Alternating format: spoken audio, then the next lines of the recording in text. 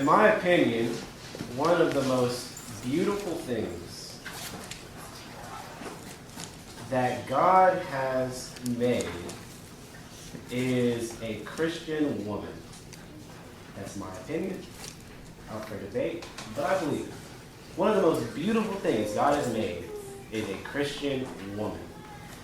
And it's not just because they exist. Not just because, oh, I'm a baptized member of the Lord's body and I just so happen to be a female, therefore it's not that. But rather, what they become. What they become when God impresses on a woman's heart and she does what God wants her to do, the way God wants her to do it. And this is independent of children, independent of husbands, independent of, how much money does she make, independent of all of those things. If a woman is a member of the Lord's church, meaning that she does what God will have her to do, she's a Christian woman, that is one of the most beautiful things that God has made. And I believe God believes this too. Let's look over at 1 Peter chapter 3. We're going to talk about, for just a short time, a Christian woman. A Christian woman. And what that kind of looks like and means, but really I want to focus on how beautiful it looks whenever it's done right. What a beautiful Christian woman looks like. And looking at what the Word of God says about that. And the first place we're looking at is 1 Peter chapter 3. I'm reading from King James. It says, starting verse number 1, it says, "Likewise, ye wives, be in subjection to your own husbands, that if any obey not the word, they also may without the word be won by the conversation or the behavior of the wives, while they behold your chaste conversation coupled with fear, whose adorning, let it not be that outward adorning of plaiting the hair and of wearing of gold, or of putting on of apparel, but let it be the hidden man of the heart, in that which is not corruptible, even the ornament of a meek and quiet spirit, which is in the sight of God of great price." Verse number 3, let whose adorning dress not just be the outward of plaiting of hair, braiding hair, wearing gold, putting on nice things. Unfortunately, many women, back up a little bit, yesterday I did an event in Navasota where my job was to do taking pictures of Santa. And of course, I took probably over 600 pictures. Just seeing kid after kid after kid go through to take pictures of Santa. And of course, their parents are right there. And it was interesting to notice that some of the young girls, you could tell that their mothers wanted them to be very proper. They wanted them, little girls, this age. Hey, fix your hair. Hey, make sure your legs are straight. Hey, fix yourself. You could tell. And what's unfortunate is some young girls grow up thinking that's all that there is. That's all what being a young woman is about, making sure you're looking nice. But here it's saying it's not about the outward. Verse number 4, let it be the hidden man of the heart, in that which is not corruptible. The outside, one of my biggest fears, sadly, is to get in some sort of accident, like burn my face or something like that I just look like Zuko, just have a scar for the rest of my life. It's like, I don't know why it's a fear of mine. That's the idea. The outside of us, something can happen, and you're not, you get an eye plucked out, you walk out of the eye patch. Anyways, that can happen.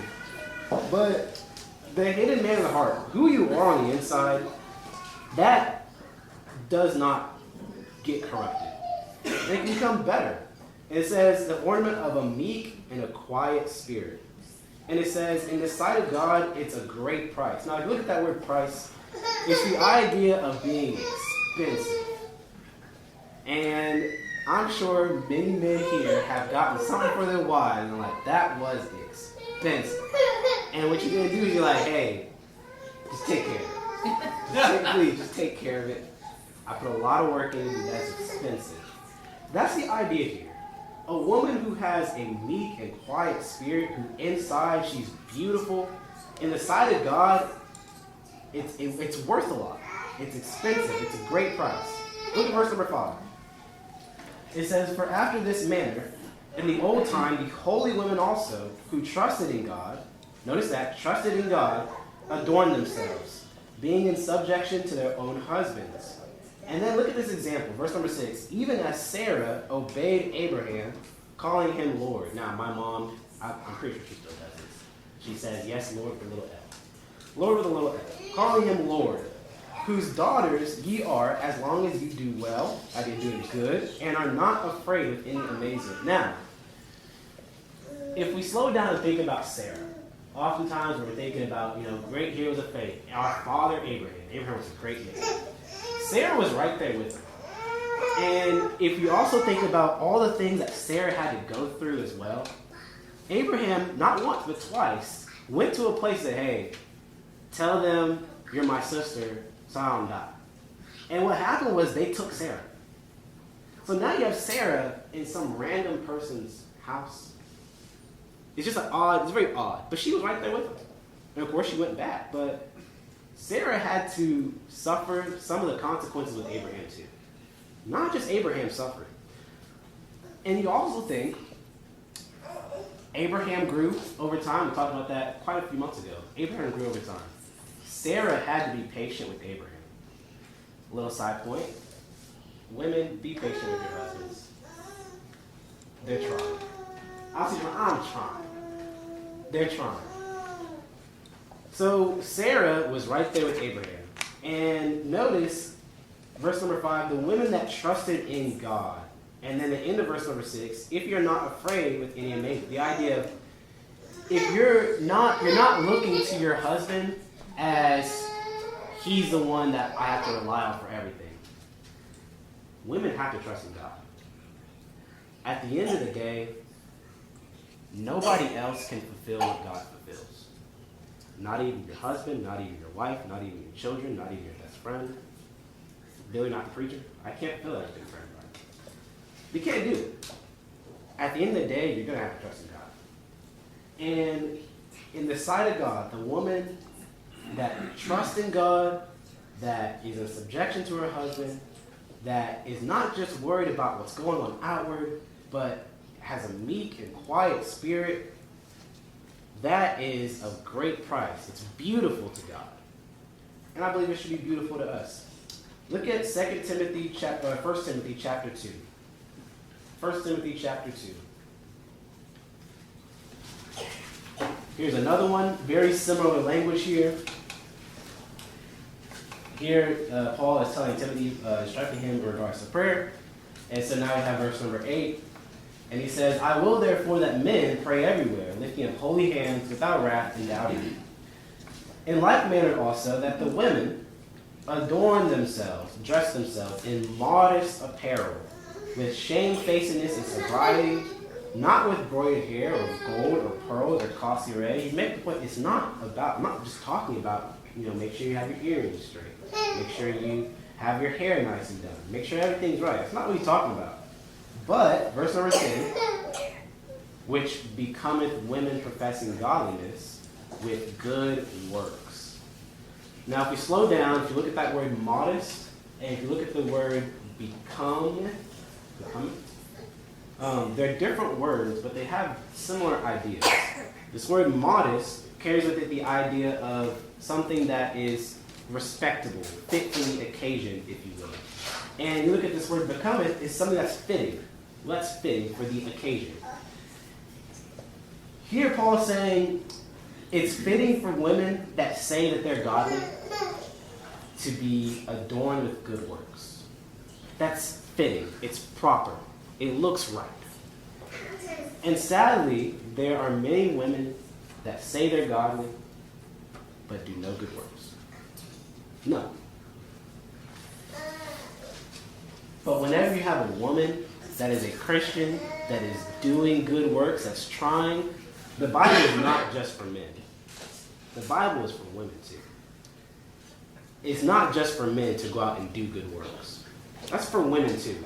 And as a matter of fact, it would say that it's fitting for a woman that says she's godly to be involved in good works. And so, what does a good Christian woman look like? It looks like someone that is doing good works. Now, where we're going to spend the bulk of our time is in Proverbs 31. Proverbs 31. Now, as soon as I said Proverbs 31, every single woman here I bet was like, here we go again. Every ladies' day, every time when we get Proverbs 31. And when I first taught Proverbs 31, it was to a small group. It was, in College Station, it was a young, I think at the time, it was young couples. And mixed audience, dudes, females, whatever. And I asked the girls, I said, hey, how many of y'all have ever heard Proverbs 31 taught by a male? None. It was always taught in small circles of females. And I said that's very unfortunate because I do believe that there is a perspective which a male can give and females can give to males in the sense that, hey, this is valuable. Not just from the perspective of God, but from the perspective of the man. And from this perspective of people in general. And so when we look at Proverbs 31, we look at this in the idea of a virtuous wife. And that is true. But this is a virtuous woman. This is a virtuous woman. Independent of a husband, independent of children, independent of all those different things. This is what a virtuous woman looks like.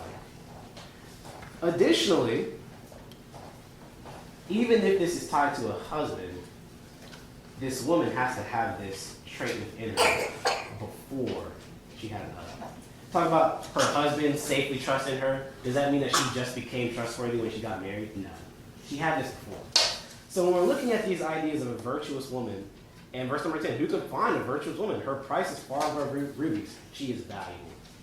It's valuable and it's beautiful for a woman to be a Christian, not just a Christian, but to be a virtuous, excellent woman. We're just going to read this whole thing. We're going to make some comments throughout. Verse number 10, I already read. Verse number 11. The heart of her husband doth safely trust in her, so that he shall have no need of spoil. Matter of fact, Baker, can you do me a favor? Can you read this for me? Start in verse number 10, and I'll stop you along the way. Who can find a virtuous wife? For her worth is far above rubies. The heart of her husband safely trusts in her, so he will lack no gain. She does him good and not evil all the days of her life. She seeks wool and flax and willingly works with her hands. Right there. Stop right there. The heart of her husband safely trusts in her. Women, you have to be trustworthy.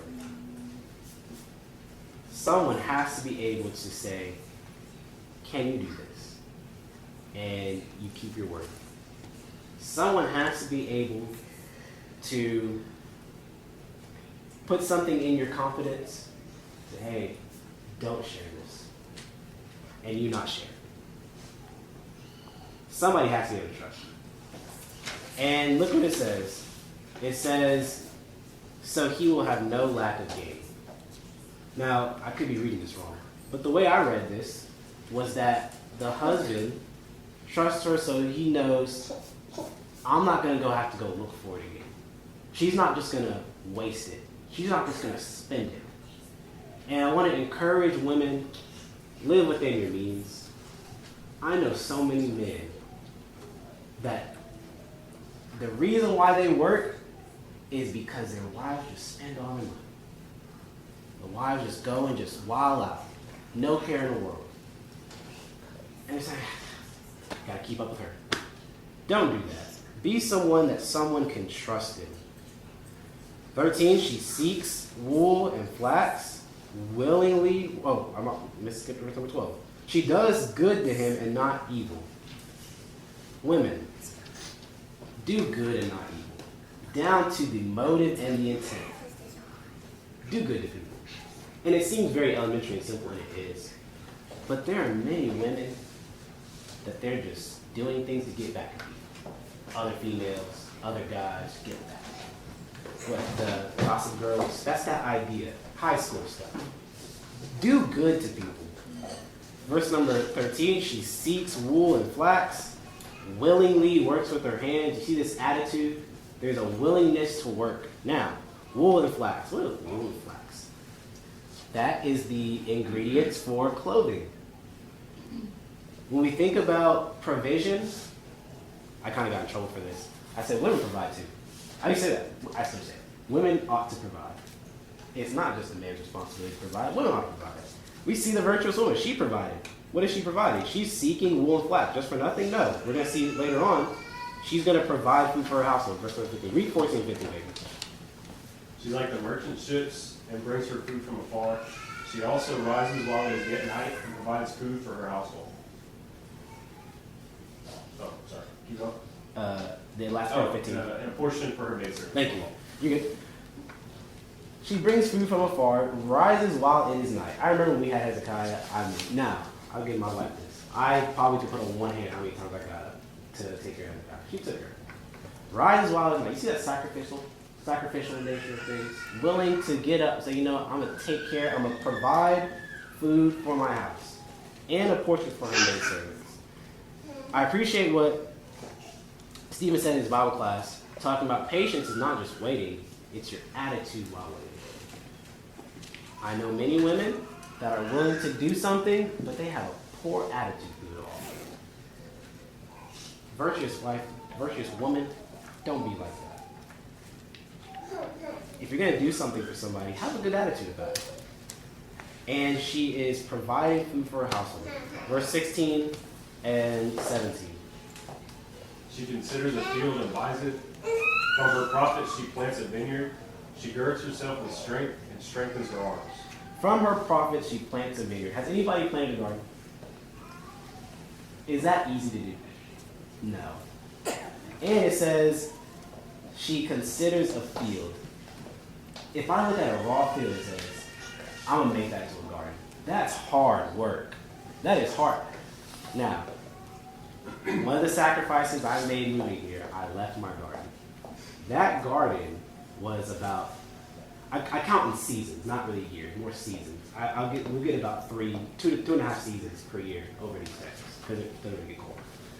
2.5 seasons, so about 5 seasons worth of work. And I got my soil so good. It was good. I had the mushroom compost, I had the tunnel at one point, everything was going great. But that first season was not good, because it was wrong, it was new. It takes work, it takes time. And here, the virtuous woman, it says she considers a field and buys it. From her profit, she plants a vineyard. Now, I've heard this be taught. See, a woman can work. Yes, a woman can work. But I think there's something deeper here. We have a person that is capable and willing to put in the work. For some women, your field may be your family, may be a good friend. It may be something else. But we see a person that is willing to put in the work from a raw piece of land. That's a virtuous woman. Verse number 17, girding herself with strength, strengthens her arms. Is a Proverbs writer saying the woman has to do push-ups? Is that what's going on here? I don't think so. I think push-ups are good for you, though. Women are strong. And women are capable. Now, people got mad at me, and y'all might get mad at me too. But when Sky was pregnant, I said she is a capable individual. She can, she can do this. Like, I wasn't being extreme, but it's like, they're like, oh, no. Like, no, she is a capable person. She's strong. She can do it. And sometimes we say, oh, no, they're capable. They're absolutely capable. And she says she girds herself with strength, meaning that woman, tell yourself, I am capable. Not like, I don't need no. No. But you are capable to perform and do good works and do good for your family and be strong and be patient and work through difficulty. 100%, you're capable. And that's what this virtuous woman is doing. Verse number 18 and 19, please. She perceives that her merchandise is good, and her lamp does not go out by night. She stretches out her hands to the distaff, and her hand holds the spindle. So verse number 19, I thought when I taught this for the first time, surely the women don't know what this is. So I said, all right, y'all, what's a distaff and what's a spindle? Nobody knew that. These are the instruments used to make clothing. Now, I did some research and I found a video of individuals taking flax from scratch, raw materials, and making clothing. It is a lot of work. A lot. I mean, it's like probably multiple days worth of work where they're just, it's all upper body. It's a lot of work. And in this one short verse, she stretches out her hands to the distaff and her hand holds to the spindle. We see a woman that is willing to put in the work. A woman that is willing to put in the work for what? For herself? No. She's providing. She's providing. Verse number 20, what does that say? She extends her hand to the poor. Yes, she reaches out her hands to the needy. Now, this is interesting in a, I can't remember the term, but it's a type of genre in the Psalms and Proverbs. But we see a repeating of a phrase. She extends her hand to the poor. Yes, she reaches out her hands to the needy. This is not a situation where someone takes the money just seriously. We see someone that cares. And whenever you have someone that's looking and seeing someone that's poor, that's needy, and extending themselves to them to help them, that's a heart of compassion. A virtuous woman. It's beautiful to see a woman with some compassion that is not just going to stop at, man, I feel bad for them. But it says she extends her hand to the poor. She reaches out her hands to the needy. Willing to get dirty with people, say, I'm going to help you. I'm going to do what I can for you. Keep reading. Look at 21. Read 21 and 22. She's not afraid of snow for her household, for all her household is clothed with scarlet. She makes tapestry for herself. Her clothing is fine linen and purple. When we think about the New Testament word for provision, I believe, if I'm remembering correctly, it's the idea of forethought, thinking ahead and making the decisions in the beginning in order to make sure there is sufficient in the end. Women can do this. Actually, I think women ought to be doing this. Not just for their families, but what about for yourself? What about for the church? What about for people out in the world? We're talking about loving our neighbor. What about other people? And it says she is not afraid of the snow. She's not afraid of, yeah, there's going to be some tough times coming. But I'm already prepared. I'm mentally prepared now. I'm getting prepared with my sustenance now. So that when the snow comes, whenever the hard times come, whenever things are a little bit more difficult and not as comfortable now, I've already made preparation. And I want to encourage women, think ahead. Think ahead. Now, this does not always come natural to everybody. But think ahead. Think about others. Think about yourself. Think about your family, but think ahead. And whenever you see, yeah, that's probably going to be something I'm going to look out for. I'm thinking already about my son's education. How am I going to do? Think ahead. Think ahead and make the plans and changes and provisions now so that when the time comes, you're not scrambling. And we see that in a woman. Continue reading, verse number 23. Just go ahead and read 23 through 25. Her husband is known in the gates. When he sits among the elders of the land, she makes linen garments and sells them, and supplies sashes for the merchants. Strength and honor are her clothing. She shall rejoice in time to come. Continue reading. Just read through verse number 28. She opens her mouth with wisdom, and on her tongue is the law of kindness. She watches over the ways of her household and does not eat the bread of idleness. Her children rise up and call her blessed. Her husband also, and he praises her. Verse number 26. What's beautiful about a Christian woman is when she opens her mouth, good things come out. Good things come out. Wisdom, the law of kindness, and oftentimes, or I don't know what the root cause is, but many women are just willing to be, men too, don't get me wrong, but the lesson is about just willing to be loose-tongued, just saying anything and anything that comes to their mind. And here it says, when she opens her mouth, wisdom comes out.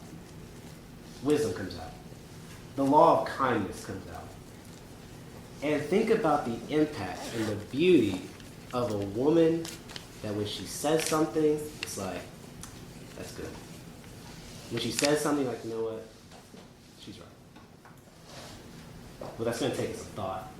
And it's going to take you getting to your Bible. But that's beautiful. It's beautiful when a woman accomplishes that. Continue reading. Read to the end of the chapter. Many daughters have done well, but you excel them all. Charm is deceitful and beauty is passing, but a woman who fears the Lord shall be praised. Give her of the fruit of her hands, and let her own works praise her in the gates. These days, catfishing is at an all-time high. People are, oh, look at the way I look, but then, you look at them in real life, and it's like, you look nothing like you thought of. You know who's really bad about that? Real estate agents. They're bad. Their headshots look nothing like they really do. And that's the idea, though, is beauty and charm, it's deceitful. It looks one way, and, you can maybe take a picture at a certain angle with the right lighting and under certain conditions, but whenever you really get to know a person, it's like, that's not really who you are. And sadly, many young men are falling into the trap of looking to beauty and charm first, or exclusively. But he says, a woman that fears the Lord, she will be praised. Give her what she does. She's valuable. She's worth it. 1 Peter chapter 3 would say that that's precious in the sight of God. It's beautiful. And sadly, we have made it to where our culture, I'll say, has made it to where some aspects of being a woman that is beautiful inside of God looks at like, you're better than that. But God says, in his sight, that's precious. That's precious. Whenever you're